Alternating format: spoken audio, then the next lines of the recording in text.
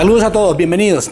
En esta oportunidad vamos a comenzar a desarrollar esta temática que es bastante extensa, pero ya desde la perspectiva de un pasado. Quiero dejarlo bastante claro, pero creo que es bueno siempre hacer algunas reseñas un poco extendidas para conocer los temas con un poco de detalle, aunque la gran mayoría quizá lo conoce no solamente de manera histórica, sino también vivida. Pero vamos al origen de las derrotadas pandillas recientemente en El Salvador. Como todo el mundo sabe, los dos más emblemáticos siempre fue la Pandilla 18 y la Mara Salvatrucha. Ambas agrupaciones terminaron polarizando el fenómeno de El Salvador e incluso ellas mismas dividiéndose a lo largo del tiempo, pero tienen su origen en el área metropolitana de Los Ángeles, la meca mundial de estos grupos. Igual sucede con otras pandillas que a inicios de los 90 lograron germinar en territorio salvadoreño, algunos como Miradas Locos, Máquina, Crazy Riders y muchísimos otros nombres que pues al final terminaron desapareciendo. Pero todo esto fue semillas sembradas por migrantes que huyeron a los Estados Unidos, posteriormente fueron brincados en algunos de estos grupos en las calles de Los Ángeles y luego muchísimos de estos deportados a sus lugares de origen. Bueno, uno de ellas, como muchos saben, bastante grande, quizá más grande que la otra, la pandilla Barrio o Calle 18, que se formó en el distrito Rampart de Los Ángeles. La Calle 18 es una avenida importante de esta urbe, el lugar donde nació este grupo en la década de 1960, como base de mexicanos estadounidenses y algunos otros jóvenes migrantes que no fueron aceptados en las pandillas hispanas que ya estaban existentes, específicamente como la Clapton 14, que estaba compuesta principalmente por hispanos de segunda generación y solo aceptaba miembros de ascendencia mexicana. Algunos miembros de la Clapton 14 querían comenzar una nueva pandilla llamada Clapton Calle 18 y permitir que miembros de otras etnias, de otras nacionalidades, se unieran. Esta propuesta fue rechazada por la Clapton 14, lo que llevó a la formación de un nuevo grupo, la Calle 18, de manera completamente separada. Esta Mara tuvo entonces un crecimiento muy acelerado en ese tiempo, convirtiéndose en una pandilla latina más nutrida. Y esto, por abrirse a varios orígenes étnicos, fue la clave de su éxito en ese momento. Su oferta de hermandad sedujo a muchos, a cientos de migrantes, principalmente salvadoreños, expulsados de su país por la fuerte represión estatal, la pobreza y el conflicto civil que estaba estallando. En busca de aceptación y otro estilo de vida, allá en California encontraron esto. Por el otro extremo, la famosa Mara Salvatrucha también se originó en Los Ángeles, establecida en la década de 1980, de igual manera por varios inmigrantes salvadoreños en los barrios de Pico, Union, Westlake y Rampart. En estos años, miles de salvadoreños comenzaron a migrar sin documentos, la mayoría se establecieron en ciudades con grandes poblaciones de indocumentados en los alrededores de Los Ángeles. Y en sus inicios, esta Mara era de grupo de jóvenes delincuentes, por supuesto, pero sin mayores sobresaltos. Sin embargo, la comunidad que estaba nutriendo todo esto en Los Ángeles estaba sujeta a severos prejuicios raciales y a persecución. Bajo estas condiciones, este grupo comenzó a mutar a una nueva pandilla. Originalmente el propósito, según ellos, era de protegerse entre migrantes salvadoreños de los otros grupos que ya estaban establecidos y se mostraban mucho más agresivos. Algunos de los miembros originales de la Mara Salvatrucha incluso profesaban abiertamente el satanismo. Esa es una de las cosas que siempre se le ha etiquetado a lo largo de su desarrollo, tanto en Estados Unidos como en El Salvador. Pero en Centroamérica se utiliza la palabra Mara. En México le dicen los Maras, en El Salvador se utilizaba la Mara para llamar coloquialmente a uno de estos grupos. Algunos expertos aseguran que la palabra que utilizó la MS se origina de salva, que se refiere a El Salvador, y trucha, que es un término de la jerga, de un como caliche salvadoreño, muy popular, significa como listo, inteligente, estar trucha. Y con este emblemático número, el 13 había sido adoptado desde la década de 1990 por tener una alianza con el grupo de la M, una mafia mexicana que comenzó en las prisiones de California. Por lo regular, los sureños también se identificaban con el número 13. Esto se debe, según dicen algunos expertos, el número 13 es la 13ª letra del alfabeto y por eso la añaden. Para finales de los 80 e inicio de los 90, la mafia mexicana, la M, dominaba todas las prisiones y controlaba a muchas maras y principalmente de origen latino. Tanto el Barrio 18 como la Salvatrucha estaban bajo su influencia y en teoría pues eran aliados, no tan enemigos como llegaron a ser. Sin embargo, surgieron conflictos internos. La 18 comenzó a reclutar miembros de manera más agresiva, incluyendo los que ya pertenecían a la MS y esto los acusó de romper las reglas y de ser traicioneros. Las peleas en las calles llevaron a una guerra abierta entre ambos grupos. Desde entonces, el Barrio 18 y la MS se volvieron enemigos mortales, con conflictos en Estados Unidos, posteriormente en México y por supuesto en los países centroamericanos.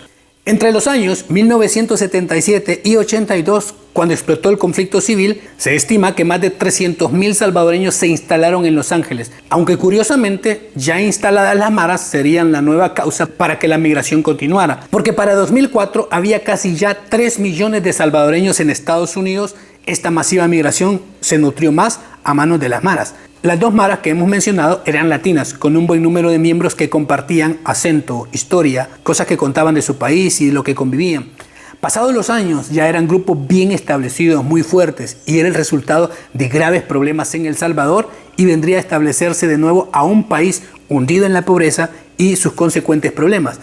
La ansiada paz, después de los acuerdos, pareció un espejismo en la sociedad salvadoreña y las pandillas se multiplicaron en este entorno hostil y precario. Después de 1992, Estados Unidos derramó cientos de mareros consumados en tierras salvadoreñas.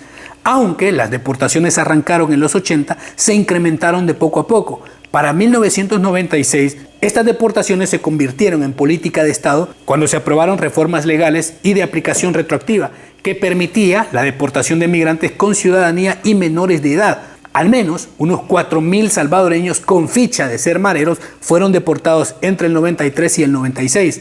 En toda la década del 90, los primeros cuerpos tintados con letras, números góticos, se dejaron ver en todo El Salvador, envueltos en la ropa floja, cachuchas, pañoletas, tenis de marcas específicas, modelos, figuras cuasi hollywoodenses. Todas estas características pues alucinaron a una sociedad gris como la salvadoreña y entre los muchachos que no aspiraban a casi nada en un país destruido. Rápidamente se hizo notar una especie de moda de mara en las tierras salvadoreñas. En la gran mayoría de zonas marginales, muchos jóvenes soñaban, fantaseaban con la mara. La moda era eso, la mara. Según un triunfo para ellos, pertenecer a estos grupos. Era un trofeo estar marcado, significaba poder, significaba influencia y pues tener una vida desenfrenada y a veces hasta dinero y muchísimas otras cosas. En aquellos primeros años de la posguerra, la preocupación más vivida para las autoridades en materia de seguridad pública no eran las maras, sino las bandas de crimen organizado que pues, se formaron con paramilitares y también con residuales de la guerrilla.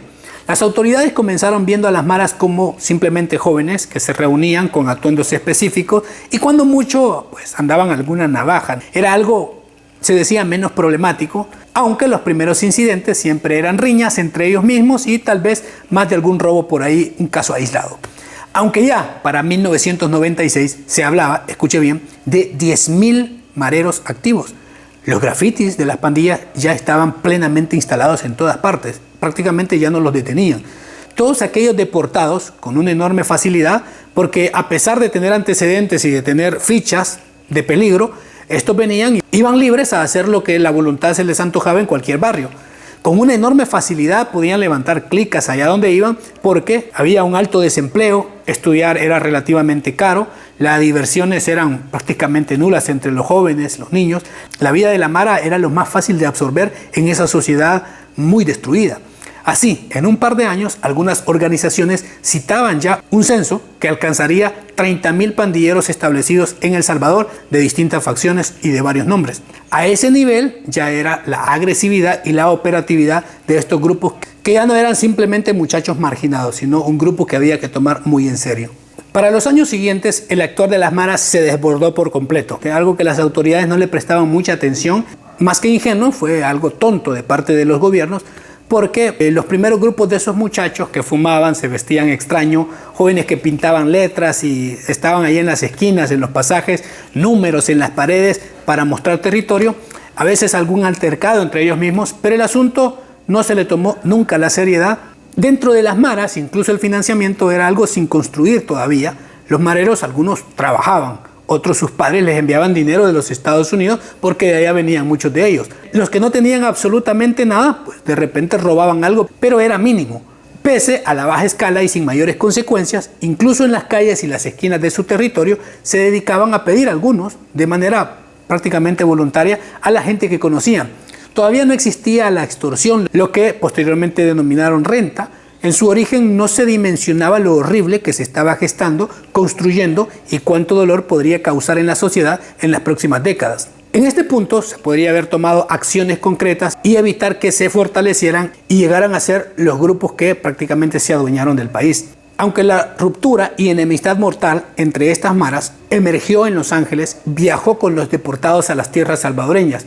Es decir, al crear clicas o células con su propio nombre y distintivos, adoptaron la rivalidad. En poco tiempo, 18 y Salvatrucha demarcaron claramente su territorio y su odio mutuo creció sin límite. En toda la década de los 90 en El Salvador germinó aquellos sujetos hasta en la cara, camisas flojas y grandes. Todo esto ya era un serio problema para las autoridades. Desde sus inicios, en las pandillas sus aspirantes debían cumplir con un conjunto de reglas estrictas, no obedecer la palabra de su líder, de la Mara, o no mostrar el debido respeto a sus compañeros y sus códigos, terminaba en un castigo de golpes. Esto incluso desde su iniciación, que era el primer paso para ingresar a estos grupos. Y en los más graves, pues, significaba la eliminación. En conclusión, en esta primera entrega que hemos visto el origen de estas maras que han pasado prácticamente a desaparecer en El Salvador para avanzado el 2025, podemos decir que el conflicto civil salvadoreño aportó varios elementos, pero algunos claves para el surgimiento y fortalecimiento de las maras. Por ejemplo, que según que se alcanzó los acuerdos de paz y se dio luz verde a miles de deportados, en su mayoría, que eran ya mareros consumados, llegaban con toda su mala cultura a este país. Segundo, la sociedad estaba devastada en todo sentido, sin servicios básicos, con miedo, en extrema pobreza, sin más oportunidades, no había calidad de estudio, de ningún sentido, la vida era complicada. Por lo tanto, lo que ofrecían estas maras a los muchachos, a los jóvenes, adolescentes, era la vida loca de ellos y fue la primera opción que muchos jóvenes marginados optaron, y por esto vinieron a copar las filas de estos grupos para que se crecieran, se fortalecieran y se adueñaran del país de manera agresiva. Esto hundió al país en una situación quizá, sin exagerar, mucho peor a lo que se vivió en el conflicto civil.